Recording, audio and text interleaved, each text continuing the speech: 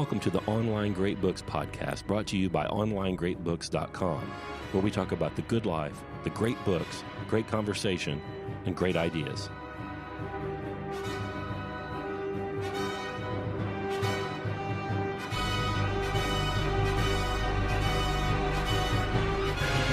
Hello, dear listener, and welcome back to the Online Great Books podcast. This is Brett. I am the producer, and today Scott and Karl continue their discussion on Isaac Asimov's 1951 book, Foundation. And you're saying to yourself, darn, I still haven't even read it. Don't worry, they barely talk about it in this show. In fact, I would like to see, just from my vantage point as the producer and a listener, an episode of Online Great Books. Picture this, where there is the name of a book in the title of the show, but then the whole show goes by without Scott and Karl even mentioning it once. Now, they came closer than usual to that feat in this episode, but Karl kept bringing Scott back to the Asimov. Please remember to visit onlinegreatbooks.com, especially if book discussions are something that you're into, and at least join the mailing list so you can get updates, so you can know when enrollment into the Online Great Books program is open. And stay tuned to the end of the show today to find out what Scott and Karl are going to be up to next. As always, thank you so much for listening. Thank you for your time and attention. This is part 2 of Scott and Karl's discussion of Foundation.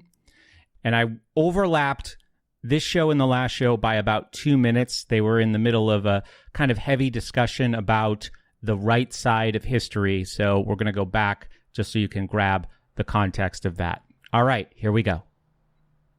Asimov and all the science fiction magazines and the radio shows like X-1 and all that stuff from this era are one of the reasons the boomers are the way they are. Yeah, probably me too. I read all their stuff. Yeah, they were inculcated or with a worldview that is out of fiction.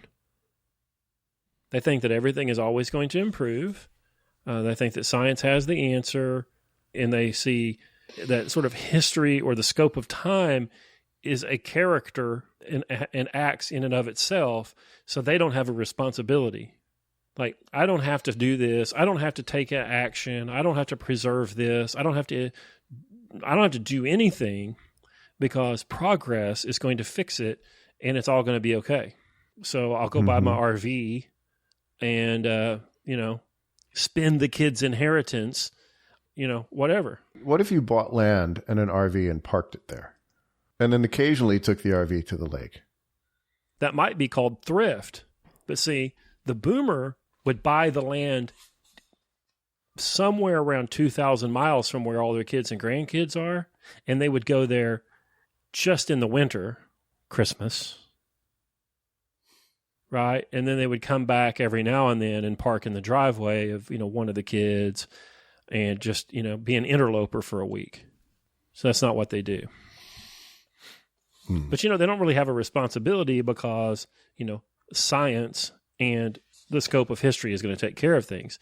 This is one of the reasons why you hear from the modern person, well, they're going to be on the wrong side of history. Well, how does that fucking happen? What does that mean? How does history have a side? Yeah, what are you talking about? What does that mean? But, you see, Scott, it's the Hegelian dialectic as the working out of the freedom of the human through thesis, antithesis, and synthesis. Yeah, you're right. Yeah. To be instantiated in the Prussian state of the 1800s. Yeah, you're right. It naturally happens. It's the working out of freedom over history. You can't stop it. You can only be on its side or not on its side. Right? History has a side. I don't know that history has a side. That doesn't make sense to me. The way you determine a side, dear listeners, you have to read your Aristotle. Okay? You have to read your Plato and your Aristotle, and then after that, stop. You'll be okay. Yeah, just stop reading then. Well, you don't need to stop, but you need to have read this stuff and understand that Things do not have sides unless they have a goal to which they're directed. The Greek word for that is telos. So the study of that is teleology. It's one of the four causes. It's the final cause. So you have material cause, what's it made of, efficient cause, who made it, formal cause, what the blueprint is, and then final cause, which is why you made it in the first place. What is the purpose for it to serve? The word good is defined in the beginning of the Nicomachean Ethics as that at which all things aim. In other words, the good is the final cause. So if you say that history, you want to be on the right side of history. Isn't that a tautology? Isn't that, I mean, don't you think? No, it's not a tautology. Nope. So what you're saying is if you aim for it, it is good, or if it's good, it's what you aim for? I mean, like, isn't that... No, you don't make it good by aiming at it. You just naturally tend to aim at things that are good. If you are diseased or sick and you aim at something wrong, that's not the good. But you're still aiming at it because you think it's the good. Got it? Okay. So to talk about history having a side implies that there is a goal that history is striving toward.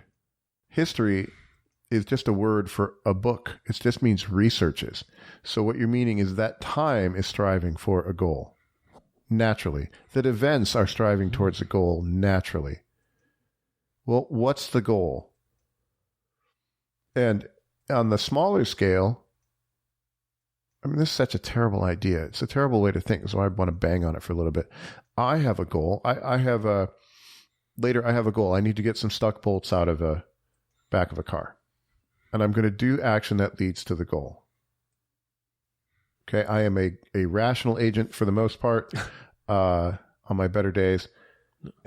And so I'm going to do that. If you say right side of history, you are shoveling off the personal agency onto an impersonal thing. Only people have goals.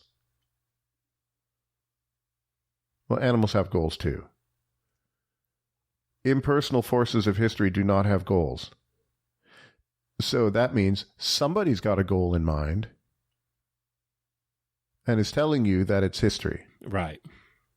A certain faction with a certain political goal has just assumed that it's rhetoric, right? They're just telling you that if you don't side with them, that you will have resisted futilely, essentially. Right? Because history will win out, and you were on the wrong side, wasting your time. So, but back, interestingly, on 95, when Selden says, "We cannot stop the fall, we do not wish to, for imperial culture has lost whatever virility and worth it once had." There you get a hint of a telos. Virility and worth? Mm-hmm. He almost sounds like very briefly, like a Nietzschean vitalist. Yeah. Which, say what you want about Nietzsche, at least it's an ethos, right? Scott is not going to get that I just was quoting The Big Lebowski. But, it's fun, and Salvor Hardin is a trickster, and what does he do? So he establishes, the way he breaks the power of the Anacreon kingdom. Right, as in... threatens to shut off... As in anachronism, Yeah. Because the foundation has established this religious... They've established a church, so they threaten to shut it off if you don't play ball. And so the Anacreon king buckles, says we're sorry. The religion stuff. So, they're teaching theology. They're teaching fake theology to these kingdoms around them. They put Anacreon under interdict. Okay? Interdict was a thing that, during the height of the power of the Roman Catholic Church, that it could do to a kingdom. If the king didn't do well, you go under interdict and you remove the sacraments from them. No priests are then allowed to give sacraments. Can't get married, can't get baptized, can't get communion, can't get last rites. And the people would care so much about their religion that they would put pressure on their king and the king would end up saying, I'm sorry. So that's the historical thing. Like, Henry II was put under interdict for the murder of Thomas Becket. And so he ends up kneeling before his friend that he had killed before his tomb and being whipped by monks. That's the power of religion that Asimov is using, but it's a fake sham religion. There you go again. I mean, aren't they all? Well, they're either all fake shams or one of them isn't. Not very ecumenical of you. It's 151. I don't intend firing a shot. It is simply that the word went out a week ago that at midnight tonight the planet Anacreon goes under the interdict. Every priest in Anacreon is going on strike unless I countermand the order. Do you realize, Your Highness, that an attack on the Foundation is nothing short of sacrilege of the highest order? Yeah, so maybe it is all religions. It's ridiculous, but this is page 158. In the name of the galactic spirit and of his prophet, Harry Seldon, and of his interpreters, the holy men of the Foundation, I curse this ship. Let the televisors of the ship which are its eyes become blind. Let its grapples which are its arms be paralyzed, etc. The ship died, and the bottom of 158. For it is the chief characteristic of the religion of science that it works, and that such curses as that of apparats are really deadly. So there's our friend Smouchy. Right. And the religion of science. Your friend Asimov. Foliance. I used to buy all of this. I used to believe all this. Yeah, me too. Caused me a lot of trouble. Then you go live 4 or 5 decades and you see that science hasn't gotten anything done, and then priorities change, and then you can see it, you know. It's a hopeful outlook, you know, that it's very appealing to a young person, you know. But I never got my hover car. You know, I remember Popular Science magazine. I never got my hover car. Do you want a hover car? No, I don't. But when you see the promises of science and technology not be fulfilled for 50 years, then you start to question it. Or I did. Didn't take me 50 years. Yeah, we haven't gotten Star Trek. We've gotten TPS reports. Right. You know, you're not on a ship exploring for the glory of, I don't know, advancing knowledge. Nope. You can just fill out more forms. Yep. Economic growth did not provide us with the personal liberty that the sort of anarcho-capitalists, or maybe even the Austrians, or maybe, you know, the Milton Friedman style libertarians thought it would bring us. We can just go on and on and on with these sort of progressive claims, because, you know, even Milton Friedman is a progressive in that, and see that none of it, you watch it for 50 years and see that it just doesn't come true. There was a blip. There was a time when stuff happened and they could conflate this so-called progress with their political view. Right? So maybe Asimov could say, see, look, it's 1965 and it's happening. There's no polio. Right? He could say, oh, it's July 20th, 1969. We just landed on the moon. But it's correlation. It's not causation. You know, it was somebody accidentally found antibiotics. You know, somebody destroyed Europe and left North America untouched, right on the tail end of having unlimited free land for 100 years, and a few other things, you know, and it wasn't liberal democracy that caused all those things, or science. Yeah. Yeah. So for me, the problem, it really does become clear when you start thinking, I'm going to keep banging on it. 4 causes. Science doesn't deal with the most important cause. Why? It's methodological. You know, you do it, you abstract from the final cause in order to focus on the other ones. So you can really study efficient causality and figure out which atom is hitting which atom. You know, that's fine. You do it as a method. Mm-hmm. When the method itself becomes elevated to the end, well, now you've got a category mistake. Yeah, you're thinking of things in the wrong way. It's yoga. Yeah, science does not provide anything of morality. It can't because, well, in fact, it doesn't, because as part of its method, it abstracts from it. And so scientific progress as a moral good makes no sense. It's like saying sleeping green ideas as a moral good.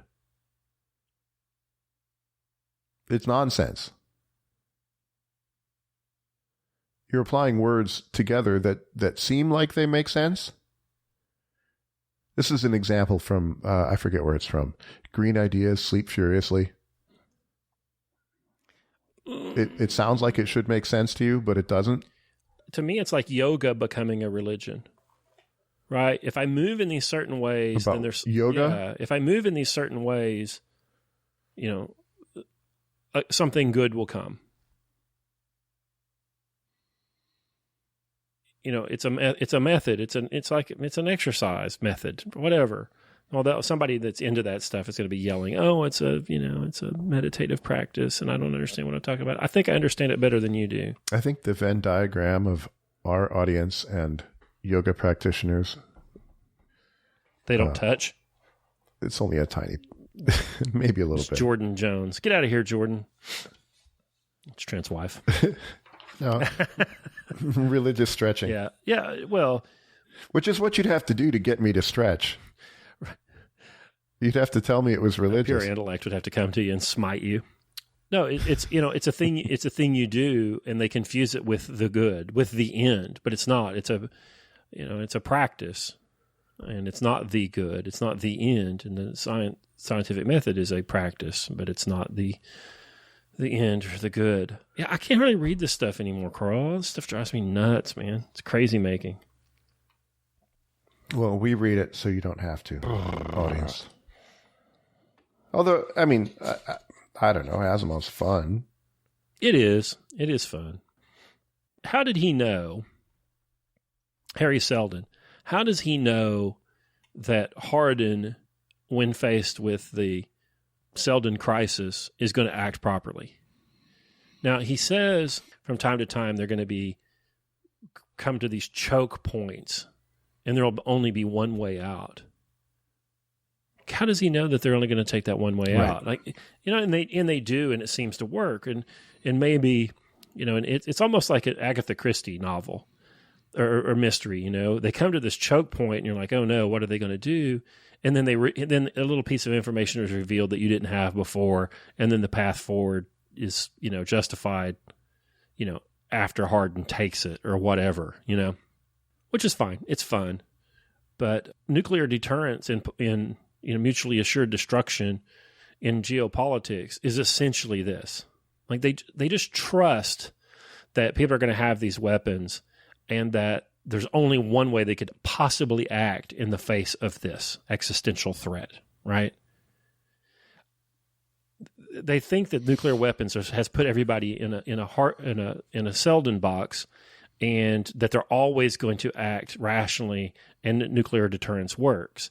And they go, well, it's worked since 1945. Well, that's no time at all. That's no time at all. That's no time at all.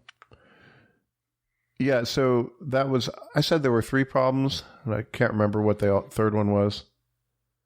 First one is psychohistory, and then great man. What was the third one? That world government's good, or that this big, giant, overarching government was a good. Yeah, the problem of telos, and then, yeah. And so you get to the Seldon crisis. There's only so many choices you could make, but it takes an exceptional man to recognize the choice to take.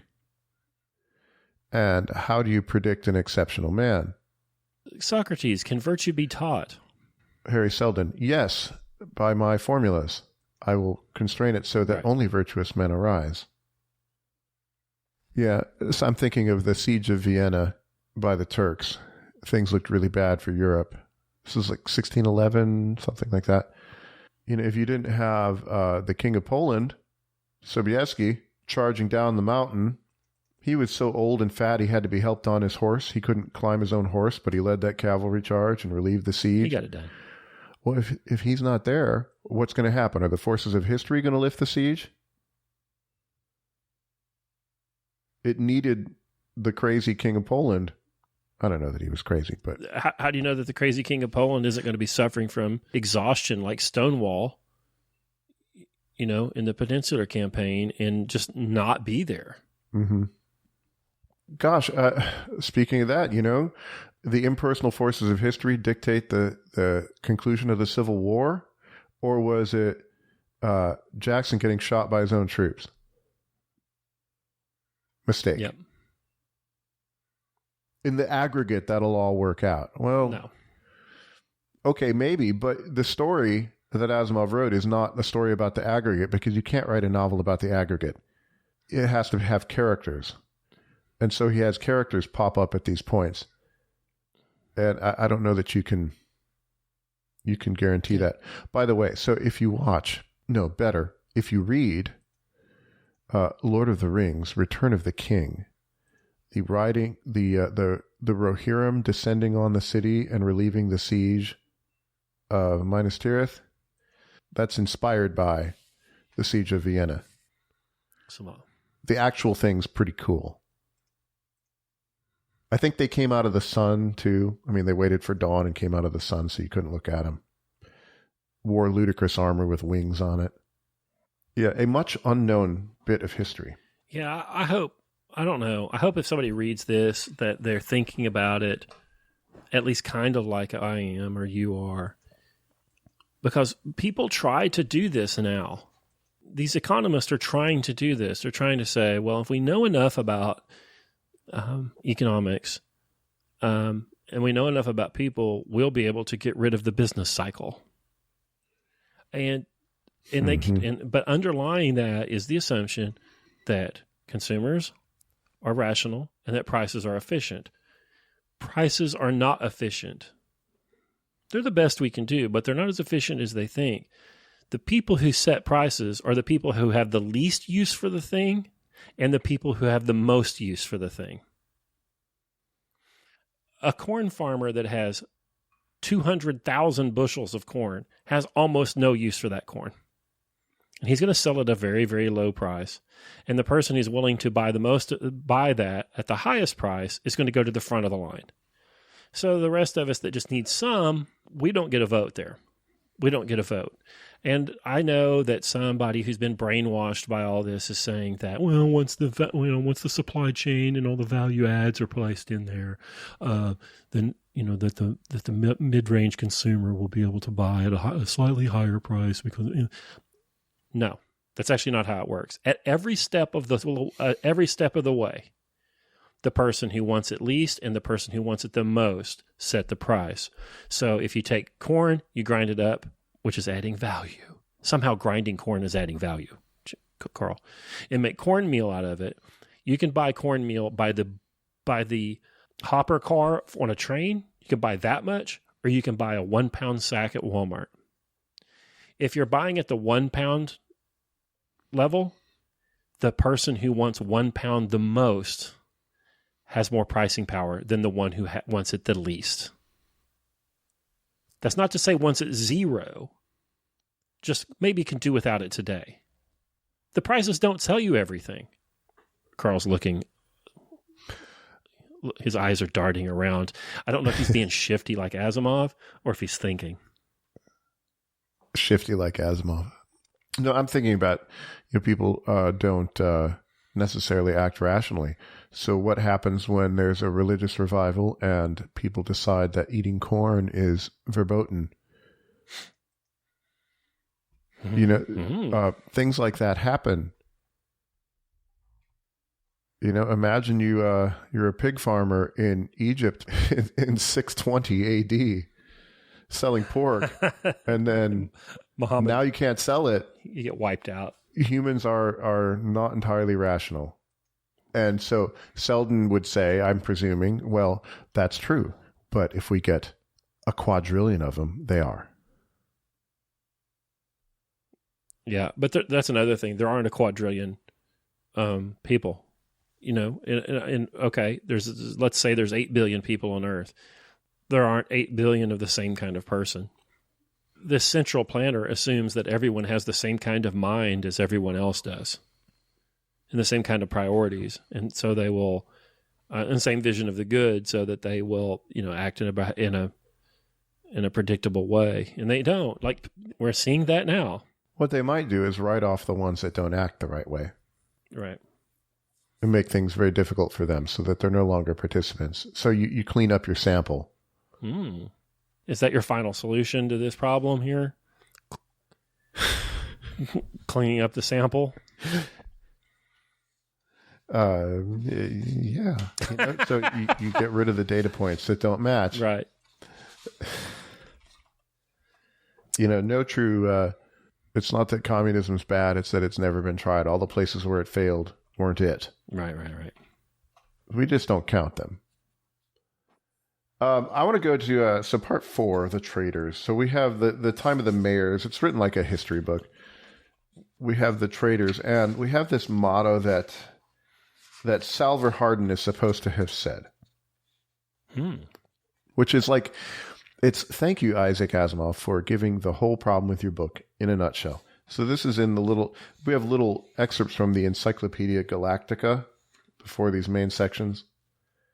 It's about the development of the traders, but they have one of Salvor Hardin's epigrams: never let your sense of morals prevent you from doing what is right. And so we have tales of plucky traders figuring out ways to advance the interests of the Foundation by handing like non-working personal shields and dishwashers and stuff, and trading $40 worth of beads for the island of Manhattan. But it's okay because you never let your sense of morals, prevent you from doing what is right. So how could that statement be true? I guess it's a moral statement. How could that statement be good? Never let your sense of morals prevent you from doing what is right. Now, see this. Oh, God. I feel like I'm torturing him today. I've run into this in so many... You run into this with people who first start reading the great books, where they wrestle with this idea about, or the differences between, what are ethics, what are morals, what is the good, what is justice. They kind of get all these things all sort of confused, and people have an idea about ethics that it's sort of a practical thing, kind of, but morals are more social or religious, and they don't really know what the words mean. And they don't have to agree with what I think they are, but they don't really have them all squared away and pigeonholed in their own mind. So when they start talking about these things, and like Asimov is, I don't think they really know what they're talking about. It's too slippery. How could a moral not align with what is right? Like, what are they talking about? So in his mind, morality has nothing to do with that which is right. Right. It's convention. Yeah. So then what is right? Now, there's a way in which this sentence couldn't be terrible. It could be that you need to disrobe before the doctor so that she can see what's wrong with you, and your sense of morals generally forbids you from disrobing in front of women who are not your wife. But you got a tumor in a delicate area. She needs to see it. Okay. That would be your morals getting in the way of what's right. But then I can give you a statement about what's right. What's right is your health, your continued health. And your habits, which is what we would mean getting in the way of it. Well, you could understand how that could be true. But here, traders doing shady deals, never let your sense of morals prevent you from doing what is right. Well, what's right is advancing the interests of the Foundation, I guess. The end justifies the means. I don't know. He's just picking shit up. Well, if he's going to write it, a bunch of people reading it are going to laugh at that line and say, oh, yeah, never let your morals get in the way of doing what's right. It's like, what did we read, that thing on business bluffing? Mm-hmm. What's Kissinger? It's just realpolitik, right? How old is he now? Is he like 105? He's not old enough. Although, he and I agree about some of the recent goings-on. He was born in 1923. Are there things going on? There are things going on. He was born in 1923. By my math, he's 99. That makes him 99. September 22nd. No, wait a minute. Wait. May 27th next year, he will turn 100 years old. Explain to me how someone born in 1923 Bavaria ends up being the National Security Advisor and the Secretary of State of the United States. How does that work?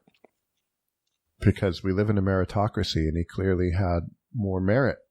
Oh, is that how it works? Yeah, that's what they told me in school. Now, don't look behind the curtain, though, to find out that he was in the 970th Counterintelligence Corps during World War II. Don't look at that. It doesn't mean anything. Yeah. Not going to go down that rabbit hole. That more stuff on religion. Foundation likes religion. They think it's a good thing, but it's all false.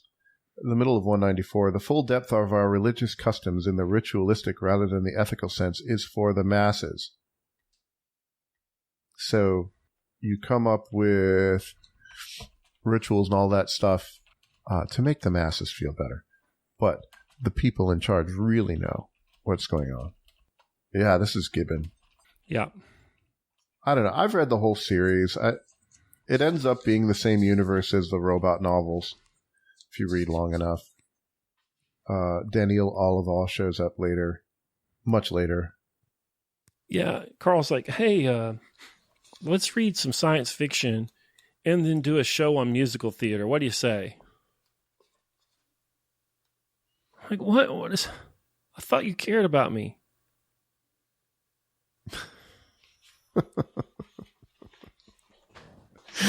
Well, but you're just a math function in my eyes. Oh, God help me.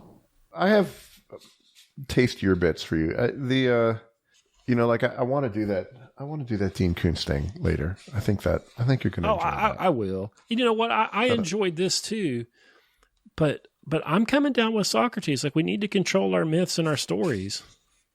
You know? Well, maybe you do, but who's going to do it? It's like objections to the death penalty aren't objections to censorship. Mm-hmm. Aren't necessarily about censorship per se. They're about who's going to be doing the censoring. Nobody, except a degenerate, wants their 5-year-old viewing pornography. Should you want your 10-year-old to read science fiction? Well, I haven't been pushing it. Right. I haven't pushed all the stuff I read. I really wasn't aware of how bad some of this stuff was. I don't know, until maybe 15 years ago, something like that. And you can't expect everybody to look at these things and choose, because what I'm getting at is you and I are censoring for the family, right? And mm-hmm. You can't know about everything, and how do you do it? It's really difficult.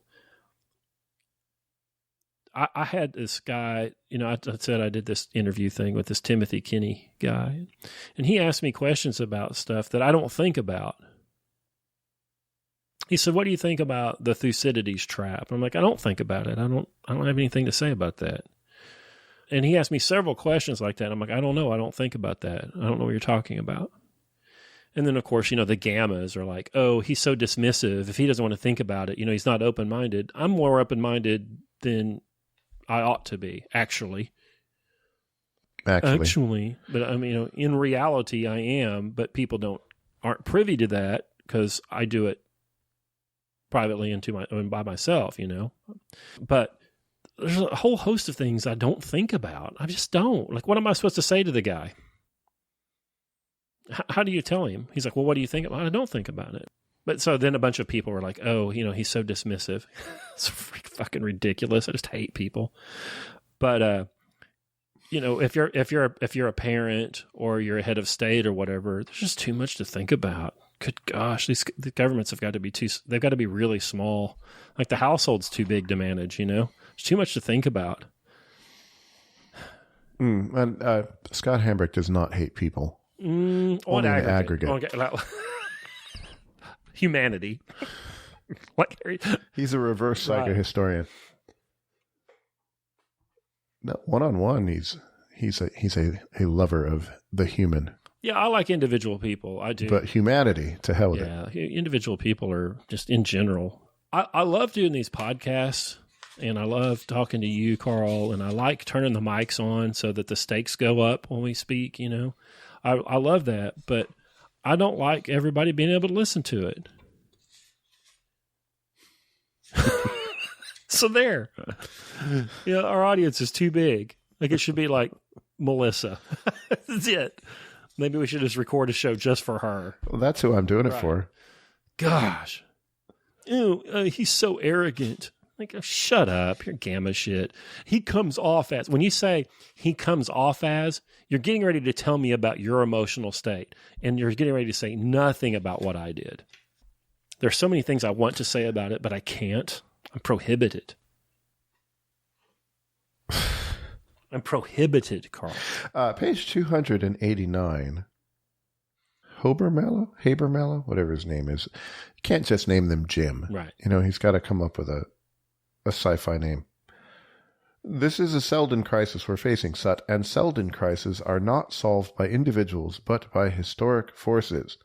Harry Selden, when he planned our course of future history, did not count on brilliant heroics, but on the broad sweeps of economics and sociology. So the solutions to the various crises must be achieved by forces that become available us at the time. I don't think that's true. I think history is driven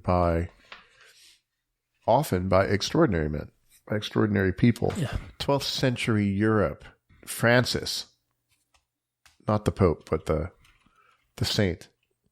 And all of a sudden, tens of thousands of young men are going off to be poor. That's weird. You could not have accounted for that. You couldn't say, according to my calculations, there will be a religious leader who will emphasize poverty at the time of the extreme richness of the church. Asimov posits it with his weird religion. Not that they take vows of poverty, but that people start acting super weird. He thinks it's all explicable, Yeah, but Francis is, as the English would say, was an enthusiast. Yeah, he was. So funny. And so a little crazy, you can't account for that. I don't think anybody, not to bring up recent events, I don't think anybody could have accounted for Trump. Well, we'll just leave it at that. I mean, a monkey wrench into the gears. I mean, there's other examples in history. Socrates this is not a normal Greek. Right. Of the time. These are persons at these junction points in history. They're not impersonal forces. And even in the novel, it's not impersonal forces. Because how could you write that novel? And then the GDP ticked up by 3%. And the impersonal forces of pricing, that's a terrible novel. That's the one we're living in. You're living in a terrible novel. Yeah. That's why you want to blow it up. It's like, I think it's Notes from the Underground when the character just does things just out of spite. Where does spite fit into your mathematics? Yeah. Sort of, yeah. Where you'd just be happy to blow things up just because. Nuclear deterrence. The religion that I find it interesting, if you were telling me this, I would do one of yours. Sounds. But on page 230, the religion that the foundation had set up, what they do is this is a person complaining about what the foundation does. First, they were sold some of your goods, and then your people asked for complete freedom of missionary effort in order that the goods might be run properly, that temples of health be set up. This was then the establishment of religious schools, autonomous rights for all officers of religion. With what result? Ascon is now an integral member of the foundation system, and the Grand Master cannot call his underwear his own. The dignity of independent people would never suffer it. So this was the plan that, now Mallet, the character in the book, he changes the plan, makes it more of just trade, but spoiler. But what they would do is they would trade you goods, and then they would send their religion in and set up temples of health. Mm-hmm. Very interesting.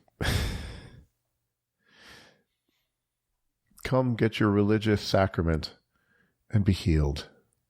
Mm-hmm. Come get your second, I don't know, we could call it a boost of your religious sacrament. Your new communion. The failure of repair thing bugs me. I think I think he's right on that bit of how empires fall. When you can't get your refrigerator fixed. Yep. the planned obsolescence by the foundation. Of course you can't get your refrigerator fixed. That's so we can sell you a new one. I don't like the foundation. Well, once you introduce number, right? Once you put values on things, prices. Everything ends up getting reduced to that sort of thing, I think Belloc told us that, didn't he? When you start thinking of things in terms of the economic, everything becomes a profit maximizing function. And the fact that, you don't want to dink around with refrigerator shopping every 7 years, and that you have environmental concerns and would rather have one refrigerator for 40 years than put 5 in the landfill over that same time. That there's no economic calculus for that. It all becomes reduced to just profit. So is the foundation doing that? Is it just a property of like the way humans make decisions? And I don't know. I don't know what's going on. I can't figure out anything. I just want to go dig in the dirt. What's the point of having a refrigerator? To keep your food from killing you. So keep your food from killing you so you can store a bit more of it fresher so that you can eat it, so that you can enjoy it and have a good life. Okay. Replacing your refrigerator every 10 years? No, every 5 years lately. What end does that serve? It doesn't. It serves somebody's ends. Yeah, it doesn't serve the consumer's end. It doesn't help you lead a better life with your family. I've got a dear friend that is an engineer, and he and I were talking about this house that I'm building, and I'm trying to figure out what kind of insulation to use and to exactly what methods to use to do this. And like I said earlier, did I say it in this show? I don't know. I was talking to other people. People really, it's very difficult to get the tradespeople to, follow the drawings and the designs and so that I know what the darn building actually is. And then to insulate it, it's really tough. And this friend of mine who has a keen mind for these kinds of things says, I think I could, if I had the wherewithal, I could start a business and just disrupt that entire industry because everybody does such a terrible job. And I said, no, you can't. Because when somebody walks into that house, the demo house, what do they call it?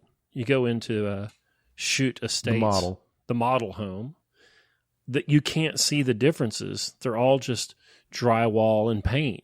It's a new house. It smells like, formaldehyde, new house smell, and they can't see the difference, and they're not going to pay extra. They're just not going to do it. Every now and then you might find somebody like me that would be willing to pay more for one that's built, to a much higher standard. And maybe you could be a custom home builder and get enough of those jobs to do what you wanted to do and do it the right way. But, when you go to the appliance store, if there's a 50-year refrigerator sitting there next to one that's going to last 7 years, how are you actually going to get somebody to buy it?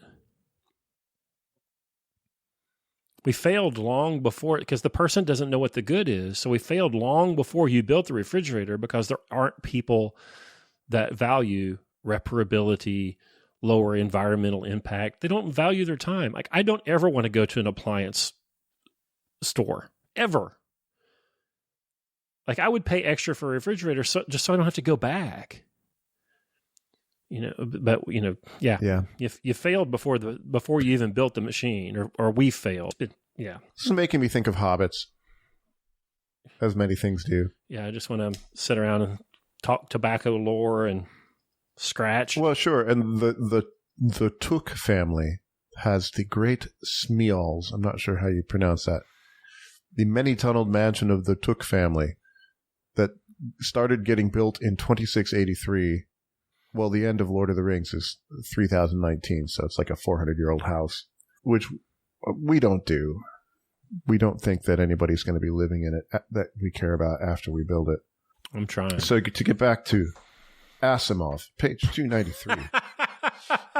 Keep coming back to the book. They, damn it. Well, that's my job.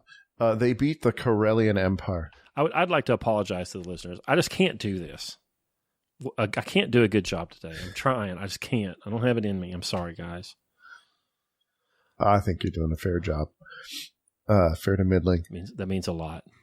Let's see. The whole war is a battle between those two systems, between the Empire and the Foundation, between the big and the little. To seize control of a world, they bribe with immense ships that can make war but lack all economic significance. We, on the other hand, bribe with little things, useless in war but vital to prosperity and profits. A king or a commodore will take the ships and even make war. Arbitrary rulers throughout history have bartered their subjects' welfare for what they consider honor and glory and conquest. But it's still the little things in life that count. And as for Argo, he's the king, won't stand up against the economic depression that will sweep all Karl in 2 or 3 years. Okay, the theory is they win the war by taking away their consumer goods. And then everybody's wife gripes because their vacuum cleaner is broken.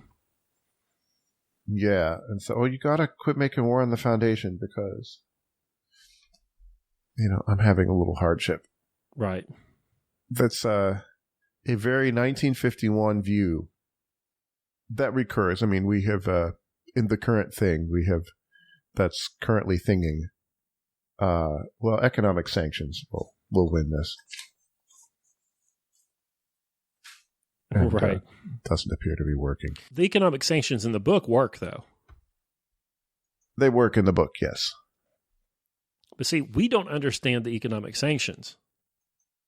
Our economic sanctions essentially amount to not giving them access to our fake money and our fake banks. When they reciprocate, you don't get fertilizer. Yeah. Again, it's a misunderstanding of true force. It's this divide between these people. What N.S. Lyons calls the virtuals and the physicals. These people live in this virtual world. They don't understand. TikTok will be adversely impacted. TikTok is a Chinese op. They'll tell you so. It is. Whatever. Can't do it in China. Nope. If it were a good thing, wouldn't you let your people do it? Steve Jobs didn't let his kids have iPhones. Okay, back to the book. Back to the book. I'm pretty much done with this book. I'm just looking at the series. I started reading it when it was a trilogy. That's how old you are. And then I'm very old. Have I read all of them? I think I have. So he started in 51 and he wrote them till just before he died in 92. You can look up the timeline on Infogalactic. It can give you the history. They eventually they get to Earth, where the very old Daniel Oliver has been behind the scenes the whole time. Yeah, so it's kind of cool. If you like Asimov, you can start with I, Robot and read all the way to Foundation and Earth. There's 15 novels for you. They're all in the same universe, kind of. Mm-hmm. Lots of smoking. Breezy fun, but might not be good books. They might be bad books that are good to read. Or that are fun to read. They certainly cause me some problems, but... Me too. I don't know if I'm an exception in that. No, it causes a lot of people problems. He paints an attractive worldview that will then hold attractions for people. And if they're not somebody that thinks about this stuff like we do, you end up with a baby boomer. Well, fortunately, I had also read lots of Tolkien, so it helped me the other direction. That much is good. He does say when they start to deal with these Corels, I don't know, there will be other crises in the time to come when money power has become as dead a force as religion is now. Let my successors solve those new problems as I've solved the one today. That's Mallow says that, Mm-hmm. But I was reading that and I'm like, this supposed money power is gone too. It's all fun and games in the current year.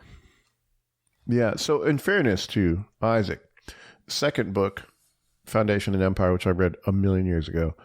I remember the room I was in reading it. It might have been 11. I don't know. But there is a prophet that rises and causes all kinds of problems. Mm-hmm. 1945? No, 1952. Some sort of acknowledgement that extraordinary figures can screw with everything, mm-hmm. which is one of my big complaints about the first book. if you believe that extraordinary figures can, drive these events, then we have to be concerned with how do we get, what is an extraordinary figure? How do you get those? Or how do we get those? How do they arise? Where do they come from? Whatever. That is a big, big problem. It's one of the problems of education. One of them. There are many, and that's one of them. And there's just nobody fit to deal with the problem. Well, what's the point of education? Is it to produce useful consumers, or is it to produce the rare, extraordinary people? I think it is to instruct people in such a way that they are able to see reality on reality's terms. And then, the excellent among us will be able to do things with that. Yeah. So, this is drifting into compulsory education. That compulsory education to make everybody learn obedience. You probably wouldn't want there to be extraordinary. If you did, you want to funnel them into your school for guardians and try to control them, put a muzzle on them, make them work for you. Yeah, I guess so. Yeah, but that you can listen to all of that stuff on producer Brett's show, which I'm going to give him a plug again. He's been doing the 50 highlight episodes. He's not actively producing new podcasts right now, but at least not public podcasts. But he has put together the highlights, and I've been listening to them, and it's good stuff. His public needs him. Over at the School Sucks podcast. Worth your time when you're not listening to us. He's the hero we need, but not the one we deserve. Karl, What are we going to read next time? We got to hook it up. Like, it's going to have to hit me right. You want something fun? I don't know. We've got a little list here. Do you want to read your Kuntz book? Little House on the Prairie might be fun. Yeah. I want you to do Odd Thomas. Yeah. Short and easy. Let's do that next. I have to find my copy. That'll be fun. He has fewer overarching issues than Asimov. It's just I'm not going to spoil it. Yeah, don't do that. Don't spoil it. One of the better practitioners of the thriller is Dean Kuntz. Yeah. Yeah, let's do that. Yeah, let's do that. That'll be good. Everything weirds me out. I said a while ago, I just want to dig in the dirt. I mean it. You could have come over yesterday. I could have used you. When did you get started? So what is today? Thursday? Mm-hmm. Tuesday. So I dug a ditch to put in a cable, a power cable. Electrician said, well, you stay at a certain depth, you'll probably be all right. I was not all right. The water line was not very deep. Hit your water line? Fortunately, I'd gone out and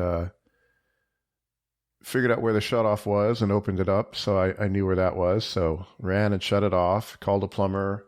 He came out and said, well, I can get an excavator, or if you dig out 6 feet and expose this pipe, I can fix it for you and it'll save you $800. And so I did that, and in 100-degree heat, digging as fast as I can so I could get him back so my wife could have water.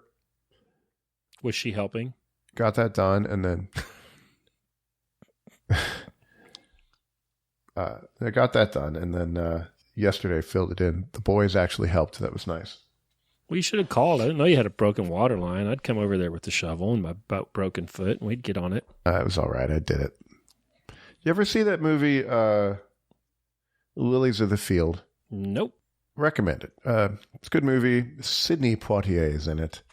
He plays a handyman driving his station wagon through Arizona, I think.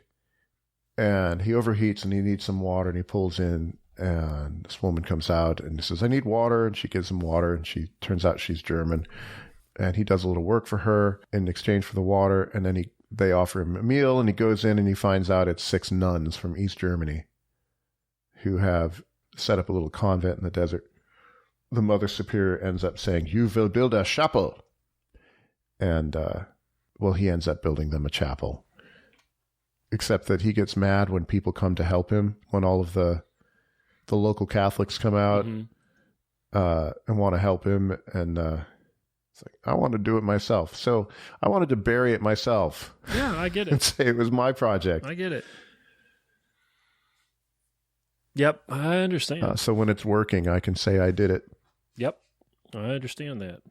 But I need to stake it out so I remember where everything is. Oh, I also understand that.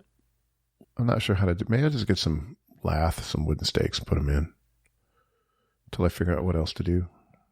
Build a monument, a cairn. This is where the power and the water cross. Put an obelisk there.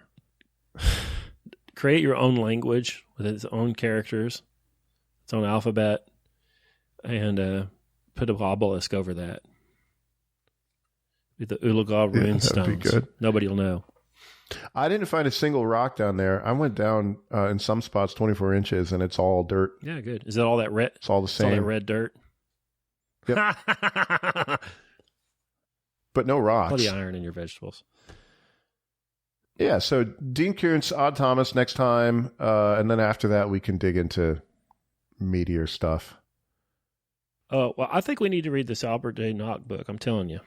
That's kind of a meteor thing. Okay. Huelebec bit.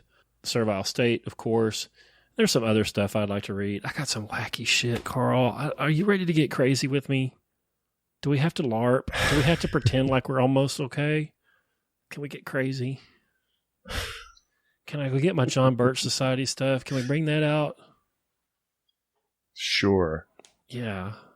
I'm ready to get crazy. We can also do a movie day one day. We could do Office Space, the movie for our time. Yeah, you've talked about doing that. We ought to call, I think maybe producer Brett might like to be in on that even. That could be fun. I watched that once a long time ago. Movies are hard for me, man. Yeah, I watch it regularly. Have you seen The Ballad of Buster Scruggs? I have not. Coen Brothers. It's on Netflix, and I do not have Netflix. Yeah, you have to see if you can find it somewhere. I watched about half of that. I was enjoying it, and I had to go to bed. I've been going to bed at like 9:15, 9:30. Got to get up before it gets hot, Yep. Our amendments are coming in later today, Carl. I hope everybody's enjoying us just catching up. Yeah, soil amendments. Our amendments are coming in.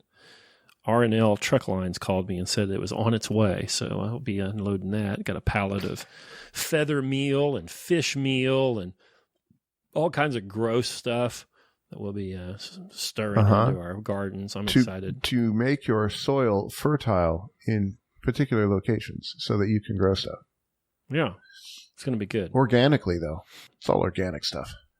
Yeah, it's all made out of dead animals, mostly. Or, you could wait 5 years until you have enough compost to do it just purely with compost. I've been working on it. I've been peeing on that compost pile. But I drank 2.5 gallons of water yesterday. How much did you drink? I'm about the same. Peed once. I can't keep abreast of it. It's crazy. Yeah, it's so hot. It's warm. I lost 7 pounds one day. That's a gallon. Weighed in at 242 in the morning and weighed 235 at night. Yeah. And I hadn't not been drinking. So I'd been replacing. Yeah, it's like an elephant. You mean all wrinkly? Yep. All right, there's that. Carl made me read that. Music and Ideas show coming up. Here's about musical theater. I'm not sure when we're going to do that one. Talk to Trent, see when he wants to do that. Yeah, and we'll get that kicked off. Next show is going to be a little Dean R. Koontz. That'll be fun. Super fan Paul wanted us to talk about Asimov, and here we did. So sorry, man, I failed you. I couldn't say anything about it. It's okay. Yeah. I carried it. If you'd like to join us at Online Great Books, you can go to onlinegreatbooks.com/podcast. That's right. Does that still work? And you can get on the mailing list and know when we open it up, because it's a very exclusive club. You can't just join anytime you want. It has to be the right time. The moon has to be full. It's like Starlink. You get on the waiting list, and then when we decide it's okay, we'll let you join. Well, Starlink makes you put down a deposit. Maybe we should do that. Maybe we should. You put down your $100 deposit, and then we decide when OGB can. OGB is full in your region, but we expect to come online in 2023. No, but that's all fake. Come and join the mailing list. Buy some stuff from the store. If you have any really odd friends, tell them about us. We'd love to have you.